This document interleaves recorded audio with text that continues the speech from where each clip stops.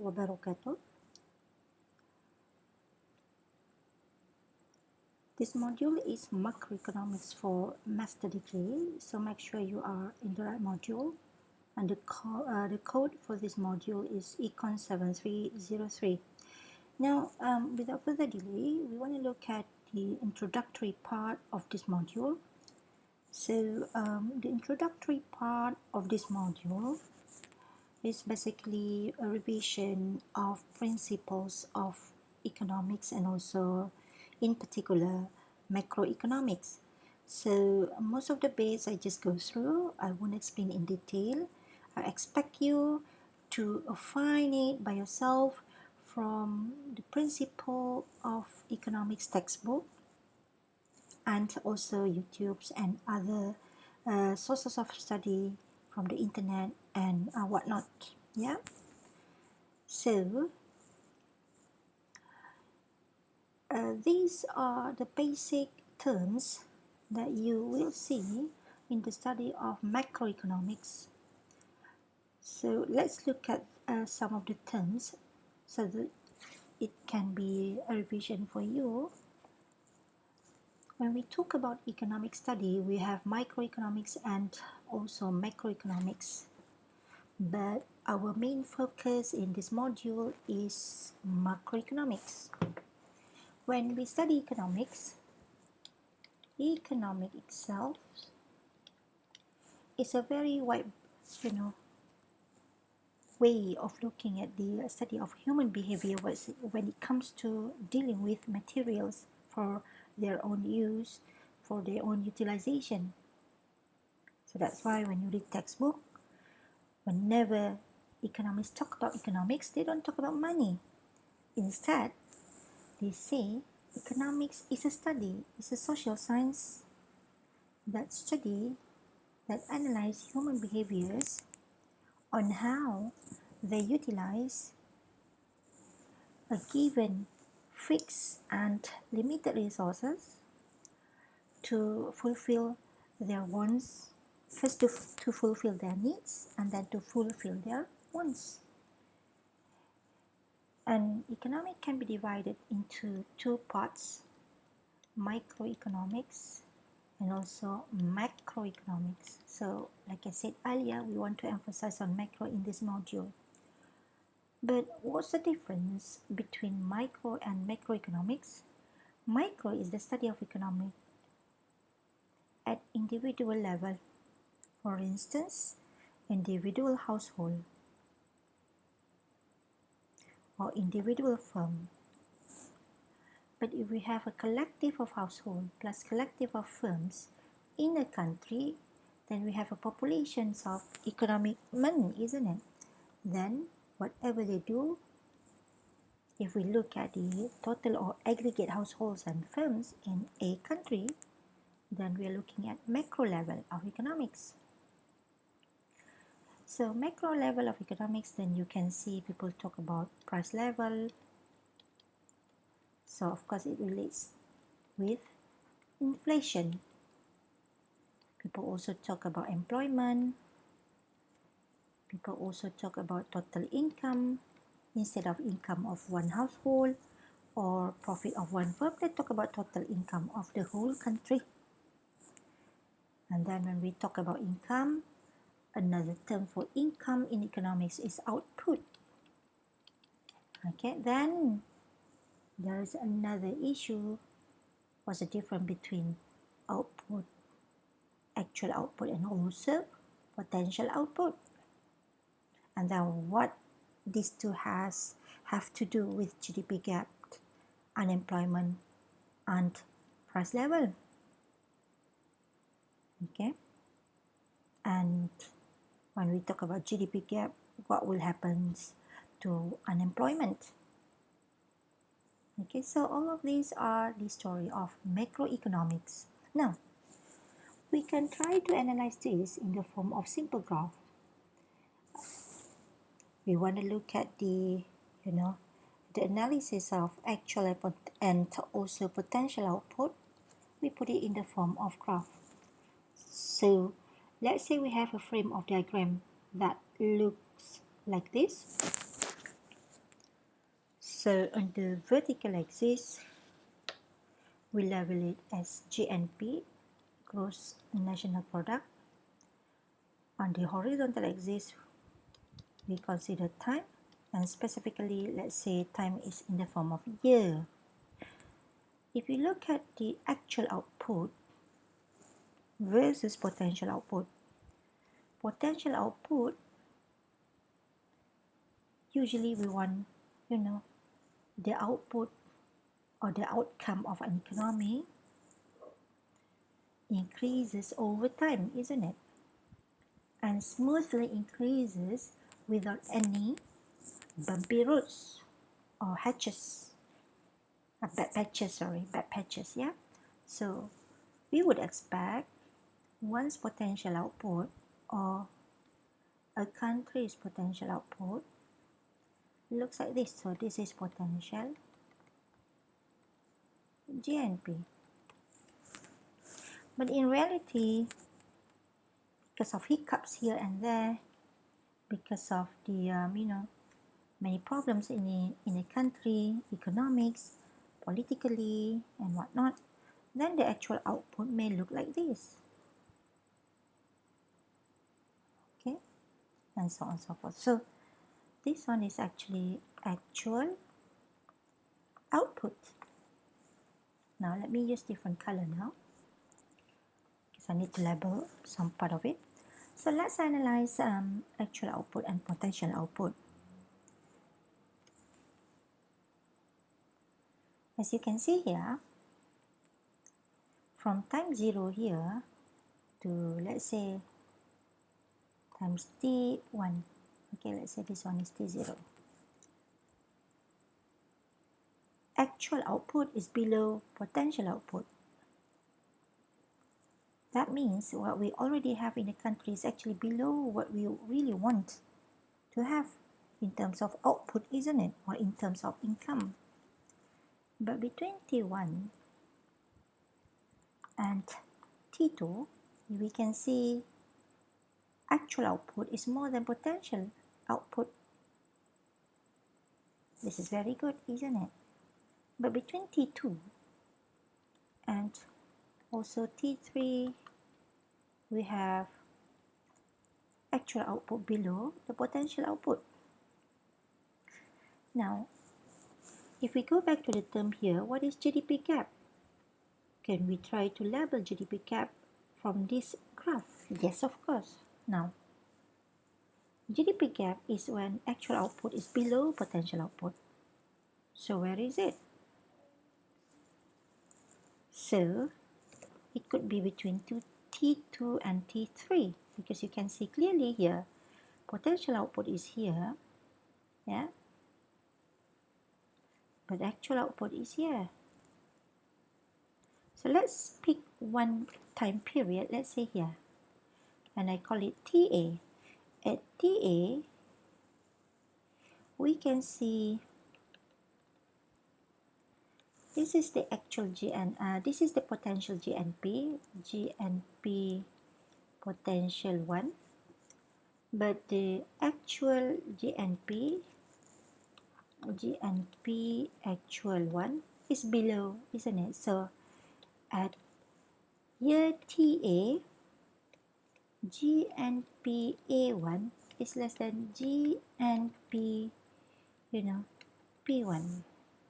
Then we have what we call a GDP gap is here. The difference between G and P, 1, and also A1 is what we call GDP gap.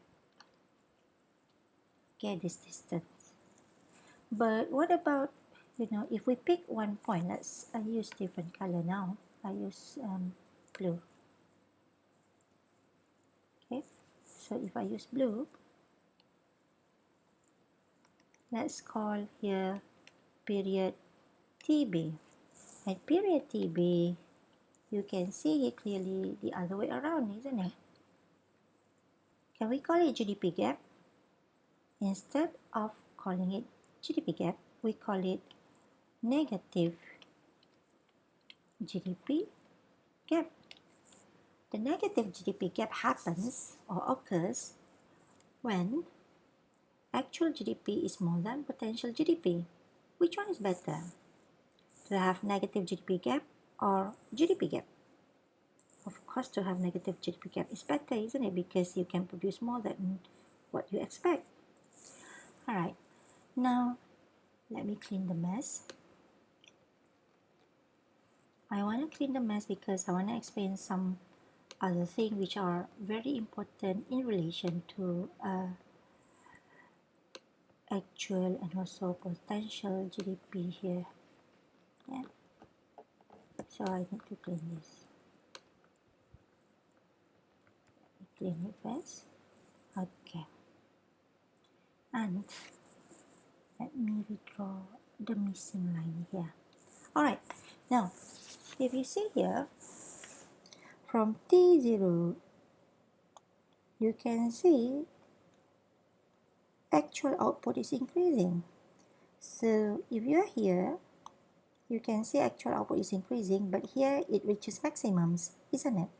So this maximum is what we call peak. But the process here, when it is increasing here, this is where we can have what we call economic growth. Now, what does it mean by economic growth? Economic growth means when there is an increase in output produced from the previous years, then you can see percentage increase in output. Okay, then we can say this is economic growth. But at the same time, when output increases, we need more labor, isn't it? So when output or GNP increases, we need more labor. So labor work, and then they receive income increases, and then the demand goods and services. When demand increases, price level increases. Price level increases, overall items in a country, then we can have what we call inflation. So that's why during economic growth, it's not really a weird thing if you see inflation happens at the same time. But if you see here, the downsloping part of actual output, you can see economic growth is declining, isn't it? Then we can say whenever output is declining, it leads to declines in economic growth. It leads to what we call recession. And when it is recession, output decreases. When output decreases, firm won't be hiring more labor. Income decreases. And then if worse come to worse, we reach the minimum point here, we call it trough. Okay? And then after that process, takes a recovery, and then we have economic growth again, peak, and so on and so forth. So the movement in actual output here is what we call business cycle. Alright?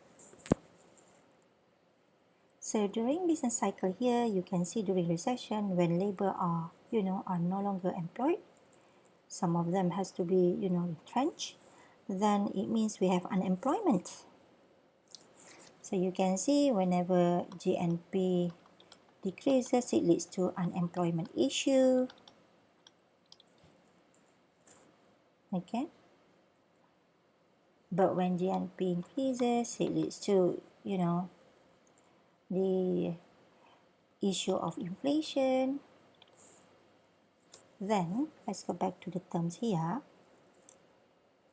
So what can we say about the relationship between GDP gap and also unemployment right here? So it has negative relationship, isn't it? And another thing, what is Okun's law?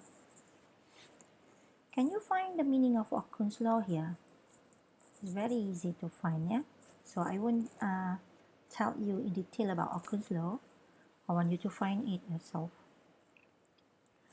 Alright, so those are the terms that you should know when you study macroeconomics. So this is just a revision, like I said. If you want to know more, so that you can understand more, try to look at the principle of micro or macroeconomics books. And usually I suggest students to get McConnell and Bro Economics. You can also look at YouTube. You can also look at some notes from the internet to understand more about these very basic terms of macroeconomics. Right, now when we talk about economics, we cannot run away from explaining what happens to household, what happens to firms, because the process of production of output and the dissemination of output to the household have something to do with the relationship between household and firm. Then, if we talk about the relationship between household and firm, we can explain this in one kind of diagram or graph. We call it circular flow. And how does circular flow looks like? So circular flow of product and income looks like this. I'm sure if you have some basic in economics previously, you have seen this thing in your undergraduate level of study or bachelor degree or first degree. Now, if you look here, let me use different color.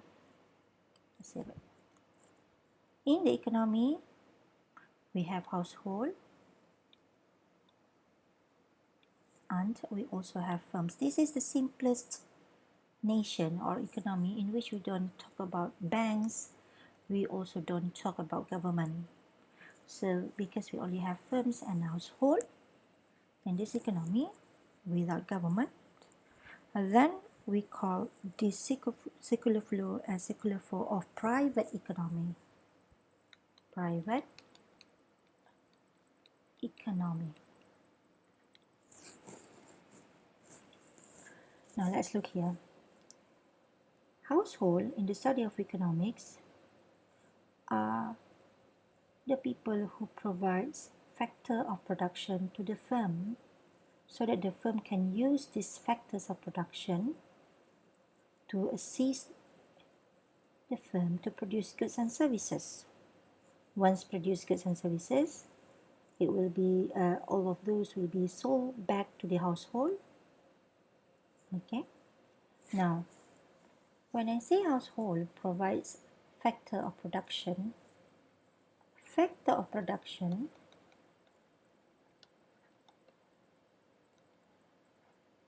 is also known as input. We have in general 4 factors of production, if you can call back the study of economics. The first one is we have entrepreneur, the one that mobilize all the other factors of production and then manage the business and whatnot to produce goods and services. And then we have labor, we have land, and then what else do we have? Capital. So entrepreneur will combine all these 3, labor, land, and capital, so that he can produce goods and services in the firm to obtain some revenue when he sells it back to the household. But when he wants to utilize labor, land, and capital, it's not for free. He needs to pay labor, its income. Also, he needs to pay land, its income. The same thing to capital. Now, when we talk about labor, entrepreneur needs to pay wages. When we talk about land, entrepreneur needs to pay rental income, isn't it? When we talk about capital, entrepreneur needs to pay interest income. And then all of this will, produce goods and services using available raw materials. Raw materials is also included as inputs, but we don't talk it as a specific input here. It may falls under, land and also capital, yeah. And then produce goods and services. Now, once goods and services are produced, it will be sold to the household for consumption. So here, services by labor, capital, land will be used by entrepreneur as input in the production process. In return, because of their effort, they will receive income.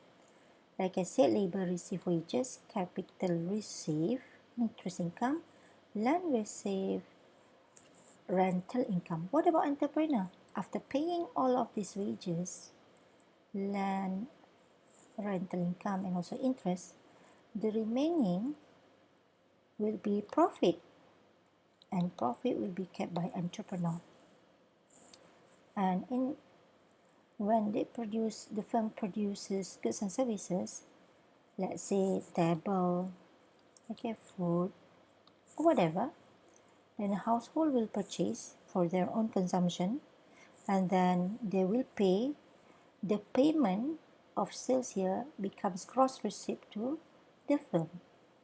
Once received the payment gross receipt, then the entrepreneur will distribute some part of it as a wage to labor, as interest income to capital, as rental income to land. The remaining, like I said earlier, becomes profit to entrepreneur after paying tax and whatnot. Yeah, if we include government, but here we don't include government, so we don't have the issue of taxation. You can expand the circular flow here to have, public economy by having another square here. We call it government, and then government here we have tax, and then we have subsidy. Also, we can also have tax here and whatnot. You can also expand it further to have banks, so we call it financial institution, and then give loan, give investment and whatnot. Yeah, so all of these you can try to find it from basic principle economic textbook and also YouTube. Let's look at the basic identity of national account, and this is also a revision for macroeconomics level of master. Yeah, this is not actually the exact syllabus of master degree, but this is just a revision. So if you can recall back macro that you have learned in your first degree, there are two methods for us to calculate national account. Yeah, the first one is expenditure approach, and the second one is income approach. Now, before I go into detail into this equation 1 star, okay, if we look at the expenditure approach and income approach, regardless the methods or approaches, you must have equal results. Now, let's look at this first. Okay, so if I have expenditure approach,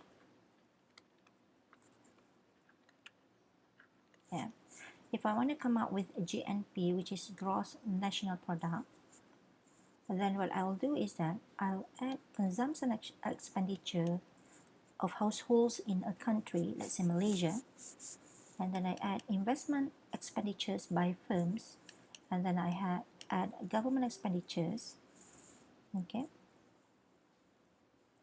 and then I add export minus import, so this one can be net export. Then what I have here will be called GDP. GDP is a gross domestic product produced in our country, let's say in this case Malaysia, regardless the nationality. Why we say regardless the nationality? Because in our country we also have expats, okay, we also have immigrants, we also have foreign workers that are working and contributing to our production and therefore our income. All right, now, but then from GDP we can also reach gross national product. Now, to reach gross national product, we need to add the net income received by our people in foreign country, because we also have some Malaysian working overseas, and therefore they contribute to the production process in overseas and they receive income, and then they bring back the income to our country. We also have, like I said, foreign workers, expats, immigrants who are working in our country, Malaysia, and then because they contribute in the production process, they receive income, and then this income they will bring it back to their own country, to give to their family in their own countries. So we need to deduct this. So deduct and add leads to what we call net income of remittances. So once you have that, then we can have what we call GNP, or gross national product. So national product here, gross national products, are the income received by our local people regardless in which country they work. You get what I mean? Now, we haven't reached the national income, the final answer, which is this. So, how to reach from GNP to national income? And then we need some deduction and additions here. As you can see, we have capital consumption allowances. You minus it. And then this is actually what we call, another way to understand it is depreciation. I'm sure if you have some background in accountancy, you know what does it mean by depreciation. You can see here the expenditure made by investor here. Okay, some part of it, if you study in detail, try to find the principle of economics books. Here I just explain you some bits. I'm not going to explain to you everything because this is just a revision. Some part of it will be for replacing some machines that are old and also broken, and this means this expenditure is not bringing a new machine in addition to the existing machine. It's just a replacement, and this replacement is because of wear and tear of the existing machines in the factory. So this kind of expenditure is what we call depreciation or capital consumption allowances. Now from here, then we can get net. So from gross to net is because we deduct depreciation.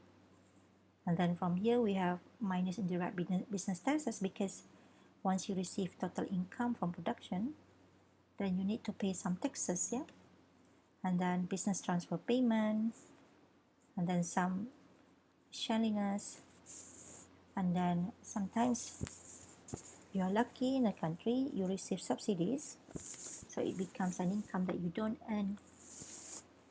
Okay, from here then you can get national income. Now when we talk about national income here, what are the components of national income? Components of national income consist of composition of employees. In a very simple way to understand it is wages to labor, proprietors' incomes, okay, those who are having their own business, let's say partnership and whatnot, but not as big as a corporate business, a big corporate business, rental income for those who offer their land, corporate profits for those who have, let's say, big companies such as Sime Darby and whatnot. Okay, and then net interest for the capital. So as you can see here, all of these are the components of national incomes based on the type of factor of production or input they offer in the production process in a country, isn't it? All right, national income. So total of national income here should be equivalent to total of national income here. So as you can see here, how we can be so sure that it can be equal?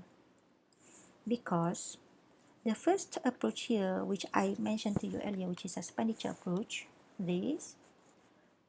all of this shows you how production process on the expenditure side, because once output is produced, all of them will be consumed by these entities in it. But, or on the other hand, once the production produce outputs, the factor of production will receive income, isn't it? So whatever being produced here by factor of production will be consumed here on the expenditure side. That's why after some adjustment, then we must be so sure that expenditure approach, aggregate expenditure using expenditure approach must be equivalent to income received using income approach here. Alright, so I hope this is clear. Now, I want to show you the national account identity using mathematical equations, because generally speaking, you must know this, but for master level, you start with this. So as you can see here, if we consider income as GNP, in some textbook they talk about GDP, in some textbook they refer to GNP, in some textbook they use NI. All of them are income, but it depends on their preference, which one they want to use, yeah? So let's say we just follow the textbook. We use income or output here as GNP. Alright, let me erase it. It should be capital letter, income. So if we talk about the expenditure approach here, left hand side, we can obtain income, which is a gross national product, by having expenditure approach, in particular consumption expenditure by household, plus investment expenditure by firms in the country, government expenditure, and also net export. Whatever being spent here can be utilized by the recipient of income here.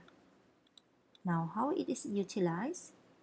Once you receive income, you can consume, you can save, you need to pay tax, and then you need to pay some, rental. And also could be regarded as some additional revenue also. Now, whatever being spent must be equivalent to whatever being received, yeah? So in equilibrium, whatever being spent, aggregate expenditure, which is this, must be equivalent to whatever being received, which is income here. Okay, whatever being spent must be equivalent to whatever being received, because whatever being spent will later be given to all of the factors of production in the form of income, because they have produced the output. They produce the output, labor, capital, land, and most importantly, entrepreneur. Entrepreneur will combine the remaining three here, like I said earlier, to produce output. Once they produce output, output can be sold in the market of the economy and being spent by all of the economic entities such as household, firms, government, and also net export. So that's why basic equilibrium here, aggregate expenditure must be equivalent to income. Now, let me erase the mess here.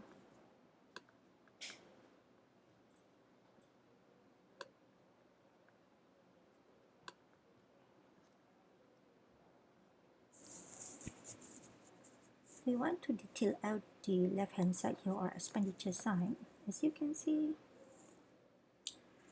people consume or household consume. Some products are produced locally, some products are produced overseas. Same goes to investor. Some investment demand, such as machine, can be found locally. Some of it you have to import it. Same goes to government expenditure. So we can take out import here. So if we take out import here, we know import here, imported items in our country being consumed by different types of people. Okay, household like us consume imported item also. For instance, some people prefer to have, Adidas bag instead of a locally produced bag. And we can also have investor who needs to buy imported item for their factory, for instance, machines, and also some raw materials which are not available in our country. Same goes to government, right? So we can actually details out the expenditure side of our income to be like this. And if you can realize that here we have export and import, this means the economy in expression 1 here is actually an open economy because it also have government expenditure. It's also called public open economy. All right. Now, let me erase the mess here because I want to show another thing. Okay. Like I said earlier, the expenditure side here will be used by the recipient of income, which are factors of production, will be utilized. Their income will be utilized for this. Because of the equal sign here, we can cancel C here, then we are left with I plus G plus XN. This one is XN, yeah? Equals to saving plus tax plus other, revenue and remittances. All right. So because of that, we can come up with a cleaner way of writing it, which is this. After cancelling C on both sides, the left hand side here is what we call injection. The right hand side here is what we call leakage. Do you know why the left hand side here is called injection to the economy? And why the leakage here is called leakage to the economy? Can you figure out the answer? So, if the identity here holds, mathematically speaking, one also holds, isn't it? And vice versa. What does it mean? It means equilibrium in output occurs in the economy because whatever being produced, being spent. All right? Now, let us move to another important thing in the study of income at macro level. And I'm actually referring to nominal and real GNP. So we have two terms here, nominal and real. Again, this is another part of revision of macroeconomics that you have learned during your first degree. So, when we talk about nominal GNP, sometimes instead of using nominal GNP, some lecturer would say nominal GDP, nominal income. They are interchangeable given certain assumptions, yeah? Given certain assumptions. Otherwise, GNP is not equal to GDP, is not equal to NI. Again, I repeat, when we talk about the concept of nominal and real GNP, sometimes some other economists or lecturer, instead of talking about nominal GNP, they talk about nominal GDP, nominal national income. when GNP is equal to GDP equals to NI. Can you figure out this? Okay, figure it out yourself, yeah? Okay, let's go back to this. Nominal GNP, nominal, it is measured in current price. It is actually the total national output in ringgit terms or in dollar terms or in pound sterling terms or in any currency terms. Now, if you don't understand nominal GNP here, let's look at ourselves. Some of you may have worked before considering furthering a study for master degree. So every month you receive salary. And salary that you receive, when you look at your pay slip, let's say you receive 3,000 per month. I'm just making up, yeah? And then this is what you see on your pay slip. This is what we call nominal income or nominal salary. For the whole country, it is called nominal output, nominal GNP, nominal GDP, nominal national income. So whatever you see in your payslip is measured in current price. It is the total output you receive or total income you receive for that particular year. Alright? Which is measured in the current price. With that 3,000 you receive every month, do you know how much, or how many goods and services can you purchase? You have to purchase first, isn't it? But when you talk about macro level here, in order to see how many goods and services you can purchase using this 3,000 nominal income, you need to find out real GNP. So a real GNP is GNP that has taken into account the inflationary effect. Alright, I'll explain to you more about this later, especially when it comes to equation 5 here. But now I want to explain to you about some expression used in the study of economics at the higher level. Now, let me rewrite again expression equation 1. C plus I plus T plus X minus M equals to G and P equals to blah blah blah, equation 1. Now, this is the left hand side and this is the right hand side. Look at the right hand side here. The left hand side shows you expenditure approach. The right hand side shows you what is it equal to, which is, nominal GNP. Now we bring this nominal GNP to the left hand side and then take the real term only. That means we want to take out the inflationary effect. How to do this? We will have it using this formula later. And then you can get all in the form of small letter in expression 4. Now what you can see here is when it is written in the form of small letters, then all of these are in the real term. That means after certain methods, the inflationary effect has been taken out from consumption, from investment, from government, and also net export, and also, GNP, and then we come up with real GNP, real consumption, real investment, real government expenditure, and also real net export. Now, I want you to figure out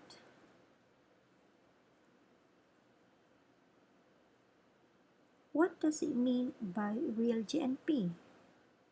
What does it mean by nominal GNP in a very simple way in terms of understanding?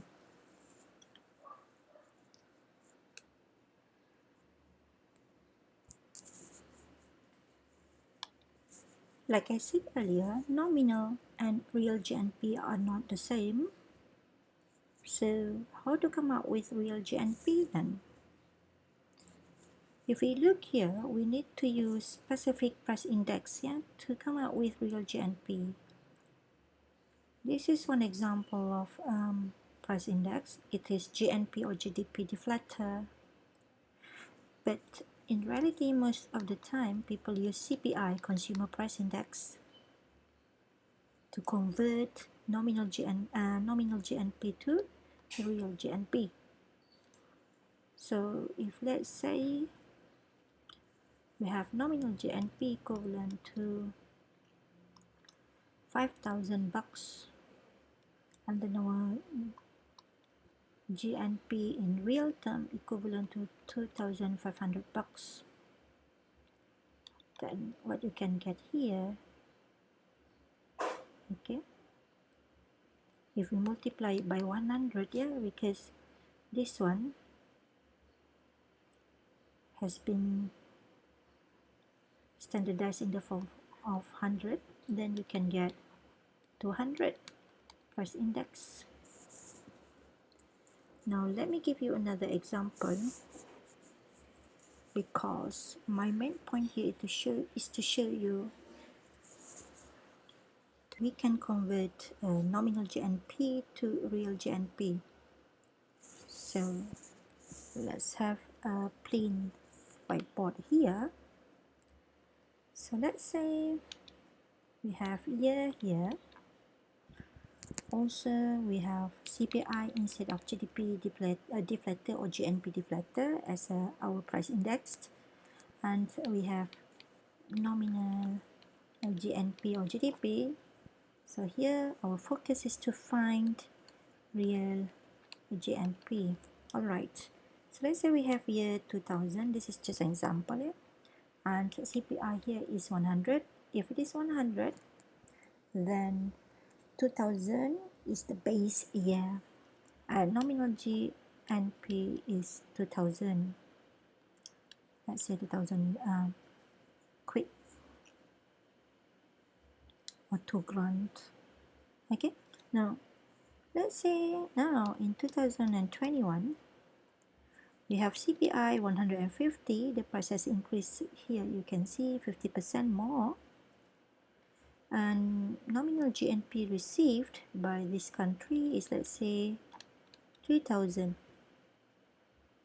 So how to find real GNP? If you look at the formula, P equivalent to GNP nominal over GNP real, isn't it? And because the formula given to you is in the form of hundredth, but if it is not in the form of 100, then you have to multiply it by 100 to get the price index here.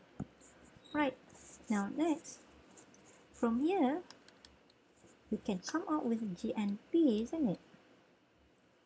GNP is equivalent to what? Nominal GNP, real GNP is equivalent to nominal GNP divided by price multiplied by 100.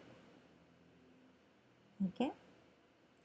So in this case, if you want to find real GNP for year 2000, it's very simple.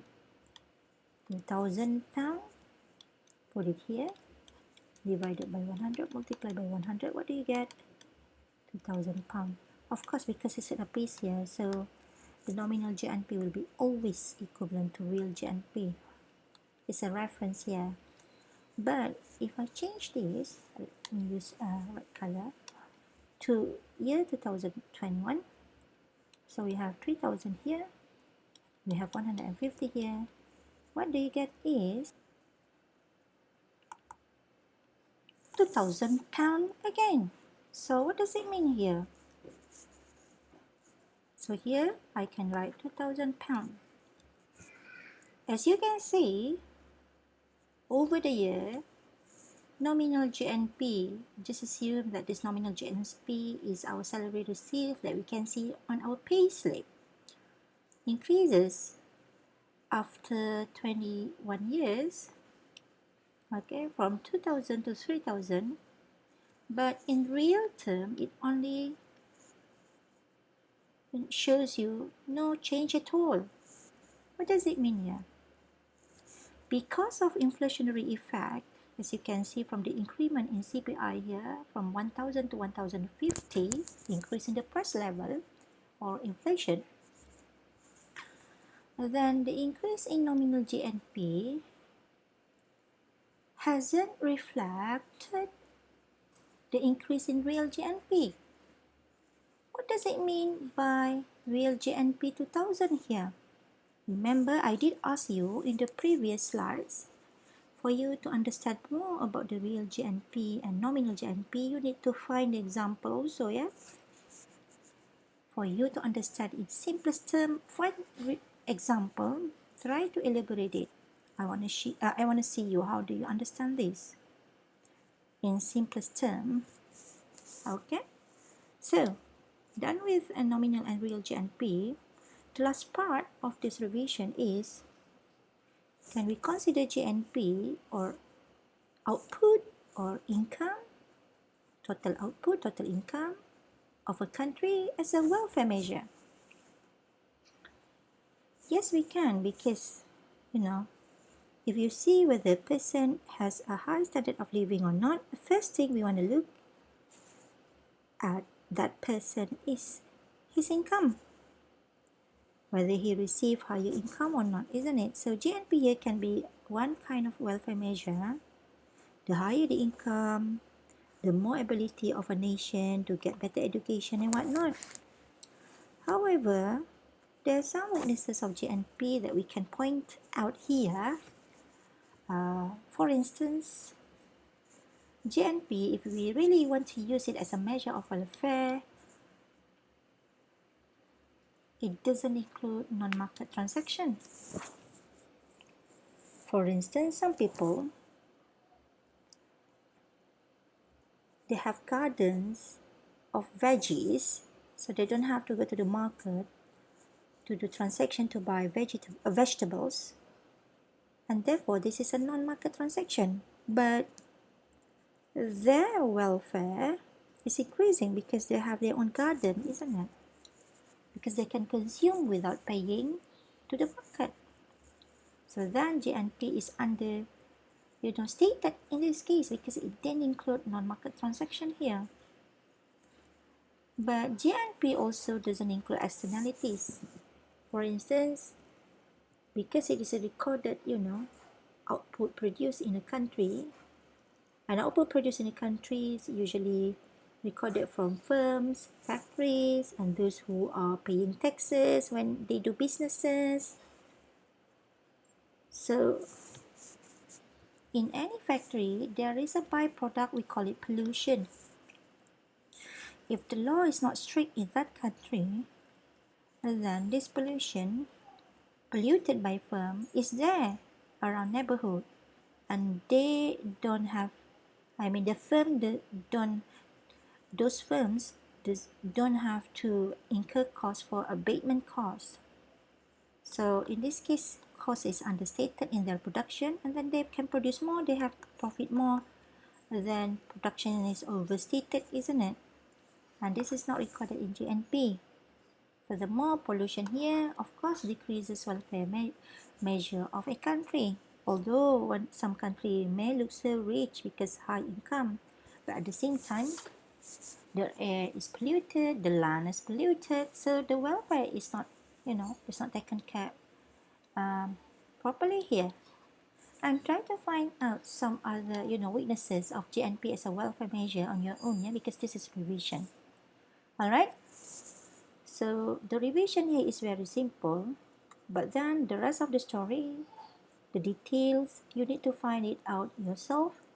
I really recommend you to look at the principal textbook, also YouTubes and whatnot, especially when it comes to basic like, ISLM model,